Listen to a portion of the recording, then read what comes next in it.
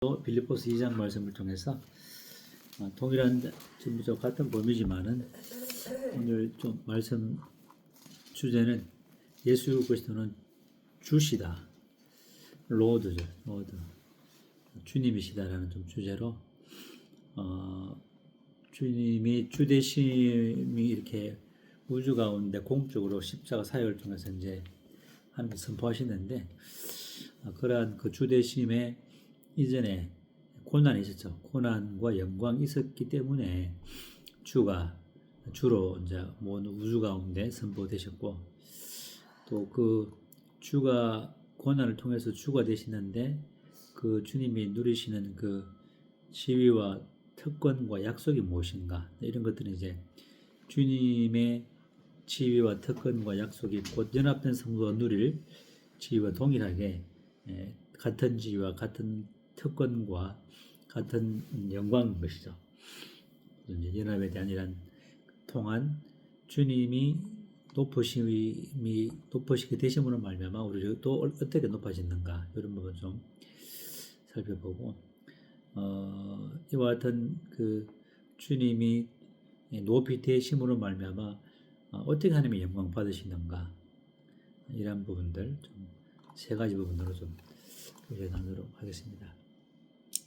빌립보서 2장 이제 8절에 보게 되시면은 사람의 모습으로 나타나셨음에 먼저 다비역으로 좀 보도록 하겠습니다. 약간 틀리긴 하지만은 다비역을 보면은 8절, 사람의 모습으로 나타나셨으며 자기를 낮추시고 죽기까지 복종하셨으니 곧 십자가에 죽으심이라. 이름으로 하나님이 그분을 지극히 높이셨고 또 그분에게 모든 이름 위에 뛰어난 이름을 주셨으니 곧 예수의 이름 앞에 하늘에 있는 자들과 땅에 있는 자들과 땅 아래에 있는 자들로 모든 무릎을 꿇게 하시고 또 모든 혀로 예수 그리스도를 주로 고백하게 함으로써 하나님 아버지께 영광을 돌리게 하셨느니라. 그런즉 내 사랑하는 자들아, 내가 나 있을 때뿐만 아니라 더욱 지금 나 없을 때도 항상 복종하여 두렵고 떨림으로 너희 자신의 구원을 이루라. 너희 안에서 역사하시는 분은 하나님이시니 그분의 기쁘신 뜻을 따라서 자원하는 마음을 품게 하시고 또 즐거이 일하게 하시기 때문이라. 주님이 죽기까지 낮추시고 사람의 모습으로 나타나셨고 죽기까지 낮추시고 복종하시고 죽기까지 복종하는 바로 십자가의 죽으심이죠. 죽으시기 때문에 9절에 그러므로는 이제 6절과 8절의 결과죠. 6절과 8절에 그렇게 주님께서 종의 형상을 취하시고 사람의 모양을 입고 사람의 자리를 취하시고 죽기까지 복종하셨기 때문에 그러므로 그 결과거든요. 그래서 이런 주님의 고난이 있었기 때문에 그러므로 이제 9절부터 11절에 그러한 결과들이 이제 열매들이 그에게 이제 주어진 것이죠. 그래서 이런 고난이 없이는 영광이 없다는 거죠. No crown, no cross, no crown 해서 십자가 없으면 영광도 없다, 그런 거죠. No cross, no crown. 영어로 그렇게 표현하는데, 이와 같은 주님의 낮아지심, 고난은 낮아지심이죠. 어떤 면에서는 물론 이 고난은 어떤 그 자발적으로 고난을 택하셨고 또 낮아지심도 자발적으로 낮아지신 것이지 너 좀 낮아져야 되겠다 누가 이렇게 명령한 것도 아니고 목자를 위해서, 선한 목자는 양들로서 스스로 목숨을 버리는 거죠. 스스로 고난의 길을 이제 사랑하셨기 때문에 이제 그 자리를 취하셨고 종의 형체를 취하신 거죠. 그러므로 9절에 그러므로 그 결과가 뭐냐, 하나님이 지극히 높으셨다. 그 지극히 높으신 부분들은 좀 이따가 또 말씀을 드리고, 이 고난에 대한 부분들은 우리가 또 신약이나 또 구약의 대표적으로 구약의 욥의 고난이라든지 요셉의 고난, 또 믿음의 그 모든 신구약 성도들의 그 징계가 없으면 이제 사생나죠. 그래서 우리가 어떤 주님으로 말미암는, 복음으로 말미암는 고난, 욥의 고난을 보면 이거는 뭐 인간의 고난으로는 상상할 수 없는 그런 이제 고난이죠. 자녀들 다 죽고 재물도 다 잃어버리고 또 종들도 무시하고 아내도 죽어버리려 하고 뭐 어느 누구도 욥의 편에 서 있지 않는 하나님도 침묵하시는 이런 상태에 있다면은 뭐 대부분 사람들은 그냥 뭐 하나님을 저버리고 원망하며 그렇게 했겠죠. 이와 같은 주님의 고난, 또 욥의 고난, 욥의 고난을 어떤 면에서 주님의 고난처럼 이렇게 비유가 아닌가 보여지고 요셉도 그런 이제 고난을 당했죠. 높은 아버지의 사랑을 독차지했던 요셉이 완전히 형들의 질투로 말미암아 애굽의 그 종로를 하게 되지는 감옥에 갇히고 또 어떤 보디발 안으로 말미암아 모함을 당하는 또 믿음의 선진들이 하늘 소설을 바라보면서 하늘 본향을 바라보면서 믿음으로 바라봤던 수많은 11장에 히브리서 11장에 믿음의 선진들의 그 삶들 복음과 함께 고난받는 사람들이 받을 그 고난과 받을 영광. 그래서 로마서 8장 17절에 보게 되면은 우리가 아들이기 때문에 아들의 영광을 받기 위해서는 고난도 함께 받아야 될 것이다. 이렇게 로마서 8장 17절에 기록하고 있죠. 그래서 이제 말씀이 육신이 되어 오셨고 말씀이신 하나님이 그 육신을 입고 오셨다. 그렇기 때문에 말씀 자체는 하나님이죠. 그래서 우리 성경 말씀을 보게 될 때 구약의 에스라나 느헤미야를 보게 되면 말씀을 펼 때에 모든 사람이 일어나서 엎드려 앉아 일어서서 엎드리는 이런 장면이 나오거든요. 그래서 말씀의 권위 앞에 이제 어떤 태도를 보였는가. 그래서 우리가 말씀을 펼 때에 이 말씀은 곧 육신이 되어 오신 그런 하나님이기 때문에 말씀을 읽을 때에 우리의 마음의 어떤 태도나 자세가 어때야 될 것인가. 말씀하신 분은 하나님이죠. 내가 말씀했다면은 내가 한 말은 곧 나란 거죠. 내가 말했고 내가 한 말은 곧 나라는 거죠. 그 말씀은 하나님이고 하나님은 곧 말씀이라기 때문에 이 로고스는 말씀이 로고스인데 로고스는 뭐 전 말씀드린 것처럼 단지 어떤 뭐 텍스트만이 아니라 정보가 아니라 말씀 그 자체는 능력이고 또 역사죠. 말씀으로 천지를 창조하시고 또 말씀으로 출애굽을 하게 만들고 말씀으로 기적을 행하기 때문에 그래서 이 살리는 것은 그 영이 살리는 것은 말씀이기 때문에 우리가 늘 말씀을 가까이 하고 말씀을 듣고 또 묵상하고 암송하는 것. 그 영적 회복의 영적 성장의 유일한 길이 말씀과 또 그 말씀과 병행해서 같이 기도하는 그 묵상기도죠. 묵상기도. 그래서 이 묵상기도 로고스 말씀 육신이 되어신 주님의 말씀 주님과 말씀이 주님이고 그렇기 때문에 말씀을 읽는 것은 주님과의 사귐인 거죠. 그 주님과 사귐이라는 것은 말씀과 기도 앞에 앉는 것이죠. 그래서 이 고난의 그 고난을 이기기 위해서는 우리는 또 실제로 이기기 위해서 말씀 앞에 앉는 것보다도 이미 주님이 승리하셨기 때문에 그 승리한 그 믿음 위에 굳게 서서 말씀으로 말미암아 이제 고난을 이제 하면서 주와 함께 고난은 어떤 면에서는 영광이죠. 영광. 어떤 하나님의 군사로서 특별하게 이제 선택받는 것, 하나님의 사도로 부름을 받은 바울, 그 영광스러운 자리이지만은 그 영광스러운 자리에 반대적으로 받은 고난은 12명의 그 제자보다 훨씬 더 많은 고난을 받았죠. 바울이. 영광이 주어지면은, 영광의 자리가 주어지면은 더 많은 고난이 있다는 것이죠. 그 고난은 먼저 특권이죠, 특권. 영광의 아들이기 때문에 아버지와 함께 주님과 함께 고난을 받는 것은 특권이지 그것은 슬픈 일이 아니라라는 것을 우리가 또 보게 되십니다.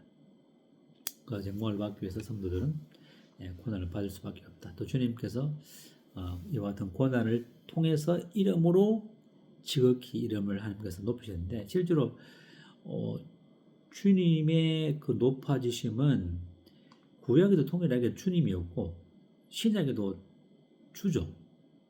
단지 이제 구속 이전에 십자가의 구속 이전에 주님의 그 지위와 특권은 하늘의 영역에 중심을 뒀다면은 구속 이후에는 십자가 구속 이후에는 이제 하늘과 땅 아래 있는 모든 사람들을 이제 통틀어 이제 주로 이제 선포돼요. 원래 주였지만은 그 주의 그 영역이 하늘 영역이 있다면은 구속한 이후에는 모든 우주의 모든 존재 영역에게 다 포함되는 주로서 이렇게 선포되어지고 입으로 주로 고백되어지는 그런 이제 그 차이가 있다면서요. 물론 주라는 그 원어적인 의미는 같지만은 그 경륜적이고 공간적이고 법적인 것들은 좀 더 확장된 그런 의미를 할 수가 있죠. 그래서 구속 이전에는 천사적 존재들이 주님을 이제 주로 인식하고 경배했다면은 구속한 완성한 이후에는 모든 존재 영역, 여기 보면은 뭐 하늘과 땅과 땅 아래, 모든 혀, 이런 모든 전 우주를 포함하는 그 구속 이전에 제한된 주에 대한 계시였다면은 구속 이후에는 공적으로, 우주적으로, 법적으로 하나님께서 선언하신 그런 이제 좀 이제 차이가 있다는 것이죠. 그래서 주님의 낮아지심과 죽기까지 복종하심으로 하나님께서 높이신 그 높이심은 9절 보게 되면은 이름으로 하나님의 그를 지극히 높이셨다. 높이셨는데 얼마나 높이셨냐? 지극히 높이셨다. 가장 높은 하늘에 오르셔서 하나님 보좌 우편에 앉으신 이것이 지극히 높으심이죠. 또 다윗에게는 그분에게 모든 이름 위에 뛰어난 이름을 주셨다. 그 아들 예수에게 모든 이름 위에 뛰어난 이름. 그 이름이 뭐냐?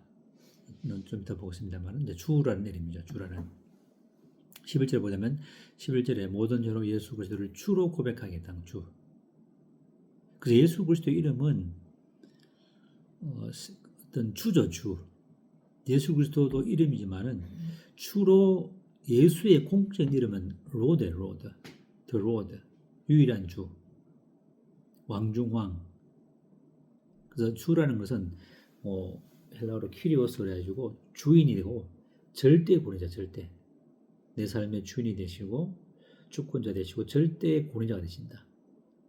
그래서 주님 이 지극히 높으신 그 위치와 자리가 새롭게 주어진 자리가 아니라 죽고 보라심으로 새롭게 얻은 자리가 아니라 구약에도 주고 신약에도 주였지만 조금 전에 말씀드린 것처럼 구속을 완성하심으로 모든 우주적으로 공적으로 법적으로 선언하신 그런 이제 그 좀 하나의 범위랄까 영역이 이제 틀리다는 것이죠.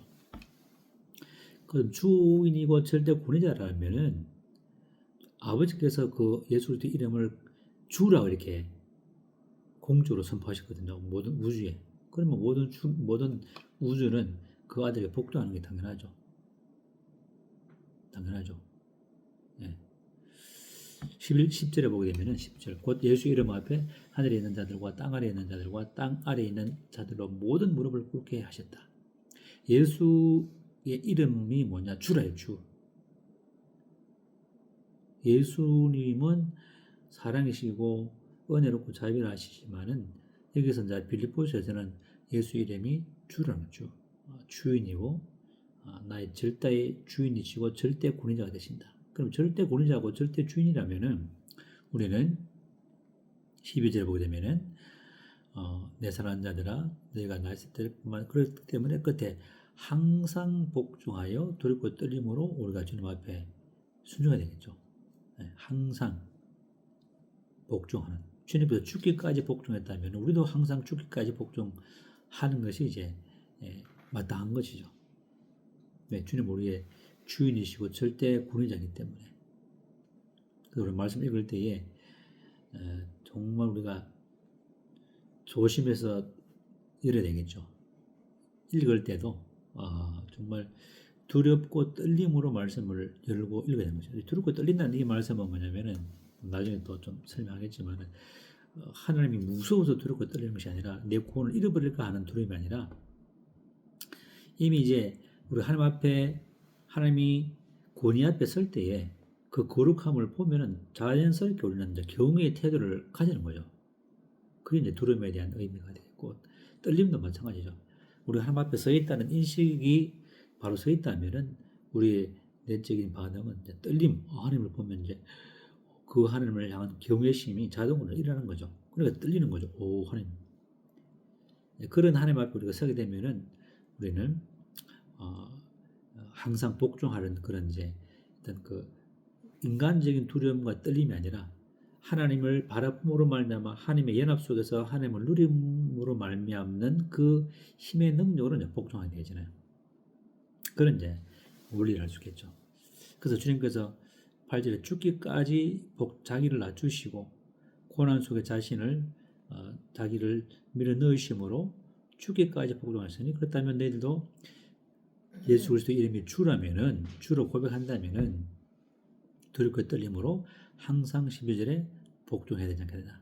내가 있을 때나 없을 때나 하나님 사람들이 있을 때나 없을 때나 또 교회에 있을 때나 가정에서나 사회에서나 항상 두렵고 떨림으로 말씀이 육신이 되어 또 말씀을 친히 성령을 통해서 기록하신 이 성경 말씀을 인식하고 생각하고 묵상하는 가운데 내가 항상 두렵고 떨림으로 너의 구원을 이루어 나가라. 이 구원을 이루라는 것은 뭐냐면 구원을 얻으라는 것도 아니고 구원을 유지하라는 뜻도 아니고 이미 소유한 구원을 삶 속에서 이제 나타내라는 거죠.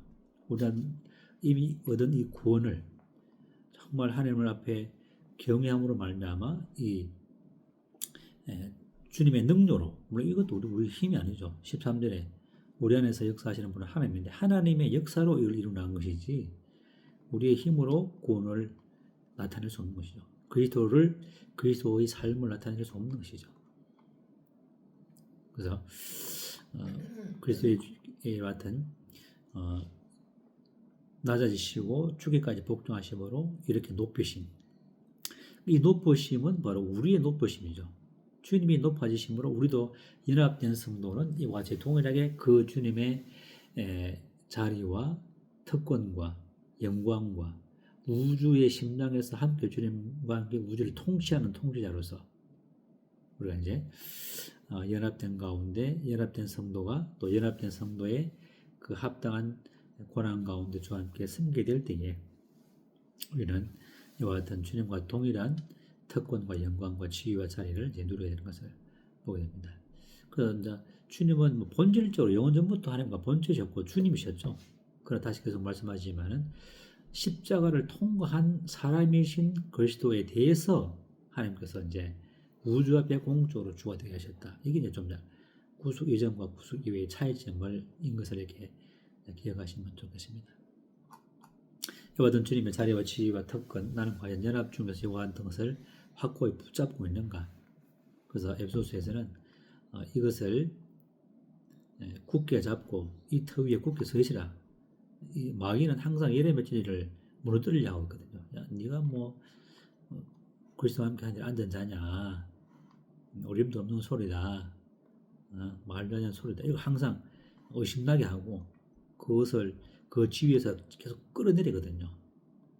세상 살이도 마찬가지로 우리가 잘 되면은 어떤 사람이 잘 되면은 시기에서 계속 끌어내리려 하잖아요. 마귀도 그렇게 한다는 거죠. 이와 같은 주님의 높아지심으로 말미암아 궁극적으로 하나님께서 영광을 받으셨다. 11절에 예수를 주로 고백하게 함으로써 모든 혀로 예수를 주로 고백함으로 또 그 결과로 하나님 아버지께 영광을 돌리게 하셨느니라. 우리 하나님께서는 모든 영광을 받으시기에 합당하신 분이고 아들의 이 죽으심으로 말미암아 아들을 높이시는데 왜 이 높이심으로 말미암아 동일하게 아버지가 영화롭게 됐다는 거죠. 아버지가 영광을 받으셨다. 웨스트민스터 대요리나 대요리 문제 보게 되면 하나님 인간을 창조하신 목적이 무엇입니까? 대한 질문이 하나님의 영광을 위해서 창조되었다 이렇게 답변하고 있는데 주님께서도 아버지께서도 요한복음 17장 1절에 보게 되지만 볼까요? 요한복음 17장 1절 한번 보면은 요한복음 17장 1절 겟세마네 동산에서 하신 기도 내용이라 할 수 있는데 1절에 예수께서 이 말씀을 하시고 눈을 들어 하늘을 우러러 이르시되 아버지의 때가 이르렀사오니 아들을 영화롭게 하사 아들로 아버지를 영화롭게 하옵소서. 4절에 아버지께서 내게 주라고 하라고 주신 일을 내가 이루어 아버지를 세상에서 영화롭게 하였사오니 아버지 창세 전에 내가 아버지와 함께 가졌던 영화로서 지금도 아버지와 함께 나를 영화롭게 하옵소서. 아들을 영화롭게 함으로 아버지가 영광을 받는다. 이상하죠. 아들을 영화롭게 함으로 아버지가 영화롭게 된다. 이게 내 원리죠. 아들이 아버지를 영화롭게 함으로 아버지가 영화롭게 되었고, 아버지가 영화롭게 됨으로 그 영화를 아들에게 돌려주는 이런 이제 상호 쌍방적인 영화를 돌려주는 것이죠. 그래서 아들이 아버지를 영화롭게 순종함으로 영화롭게 하셨다. 그러므로 아버지도 아들을 영화롭게 했다. 그래서 모든 것들이 하나님의 영광을 위한 것이죠. 그러면 또 하나님 너무 이기적이신 분이 아닌가?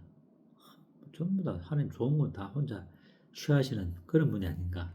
이렇게 생각할 수 있는데 아니죠. 하나님보다 더 선하고 참된 목적지가 존재하지 않기 때문에 모든 것을 하나님의 영광을 돌려야 되는 것이죠. 하나님 아닌 것들은 선하지 않고 그 목적지가 아니죠. 목적지가 아닌 것이죠.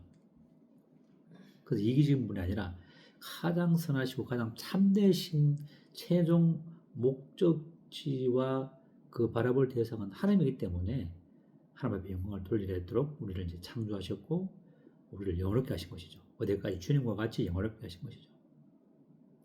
그래서 이기적이신 분이 아니라 그 선하심과 참된 목적을 어떻게 나타내시냐. 십자가에서 아들을 죽이심으로 아들을 주심으로 그 선하심과 그 영광을 십자가에서 나타내신 것이죠. 그러고 본다면 하나님의 이 선하심이 하나님의 영광 받으심이 얼마나 합당하신가. 그 영광을 십자가의 사랑으로 표현한 것이죠. 십자가의 사랑으로. 그 이기적인 분이 아니죠. 너무나 희생적인 분이시죠. 이렇게 희생할 사람이 그 신이 없다는 것이죠. 그래서 우리를 연합 가운데 두신 목적이 무엇인가? 에베소서 1장에 보게 되면 돌아와서 에베소서 1장에 보게 되면은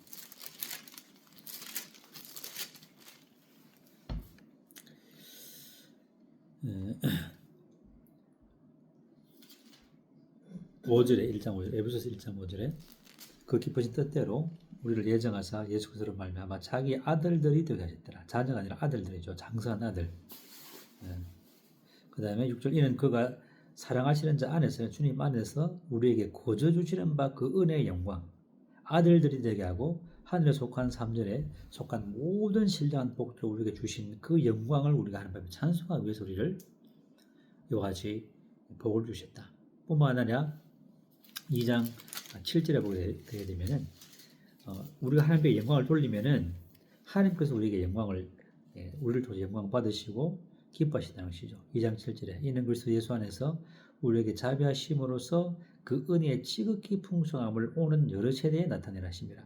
우리로 이렇게 그리스도 안에서 그리스도와 같은 지위와 특권을 누리게 하시고 뼈 중에 뼈, 살 중에 살로 우리를 부르신 목적은 뭐냐면은 그 자비하심을 그 자신의 은혜를 그리스도 안에서 지극히 너무나 풍성한 것을 앞으로 오는 모든 세대에 전시하기 위해서 전시한다. 나타내기 위해서, 자랑하기 위해서 나의 이 그리스도 안에서 그리스도의 몸된 이 자들을 봐라. 그러면 오는 여러 세대는 어떤 세대인가? 바로 교회 이후의 세대, 교회 시대가 끝나고 이제 교회가 주님의 공중에 나타나실 때 함께 그 나타남 속에 나타나게 될 교회 이후 시대죠.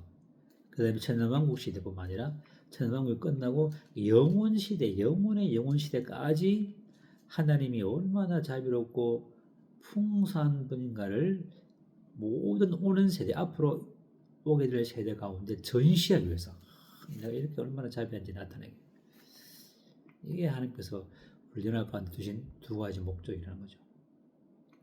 주님이 고난 받으시고 주님이 높이 되심으로 우리가 이와 같은 연합 속에서 이와 같이 높이 되셨고, 그러므로 말미암아 하나님의 영광을 예배로 돌리게 되고 삶 가운데 그리고 산제사로 드리게 되시고 또 주님의 그 지극한 은혜를 하나님 은혜를 누리는으로 말미암아 우리도 누리고 하나님께 영광을 돌리면서 하나님은 우리를 통해서 너무나 이렇게 모든 오는 세대 가운데 우리를 높이시고 자신의 자비를 은혜를 나타내는 도구로 우리를 부르시다는 것이죠. 그래서는 이제 사도 바울은 12절의 말씀처럼 그런 정죄 사랑하는 자들아 너희가 나 있을 때뿐만 아니라 더욱 나 없을 때도 항상 복종하여 두렵고 떨림으로 너희 자신의 구원을 이루라. 이런 것들도 어떻게 하시냐? 너희 힘이 아니라 13절에 너희 안에 역사하시는 분은 하나님이시기 때문에 우리가 연합하셔서 그 성령의 인치심과 내주하심과 충만함으로 말미암아 그분의 기쁘신 뜻을 따라서 주님의 기쁘신 뜻을 따라서 우리에게 자원하는 마음을 품 것이죠. 우리가 주님 일을 하게 될 때 우리에게 자원하는 마음을 성령께서 일으키시죠. 그리고 즐거운 마음으로 하게 하시는 것이죠. 하게 주님께서 하게 하시는 거죠. 어떻게 우리 마음 가운데 저것을 하고 싶다 주님 안에서 주님을 위해서 이런 자원한 마음을 성령께서 주시면은 즐거움으로 일하게 하신대. 어떻게 복종하는 마음으로 항상 복종하는 가운데 두렵고 떨림으로 이런 것들을 자원하면서 즐거운 마음으로 하게 하시는 것이죠. 그래서 오늘 예수 그리스도는 주시다. 이러한 주님이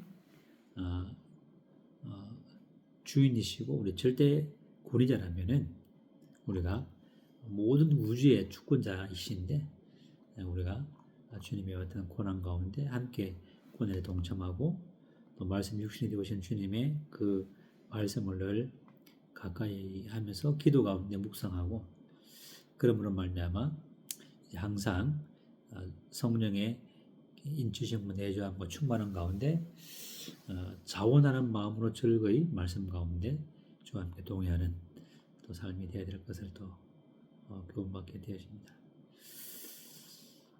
주님 곧 오시게 되는데 남은 짧은 이제 생애가 얼마일지 얼마 안 남은 것 같은데 자원하여 즐거운 마음으로 항상 복종하고 주님 앞에 복종하는 그런 삶이 되기를 기도하게 되었습니다. 이상 마치겠습니다.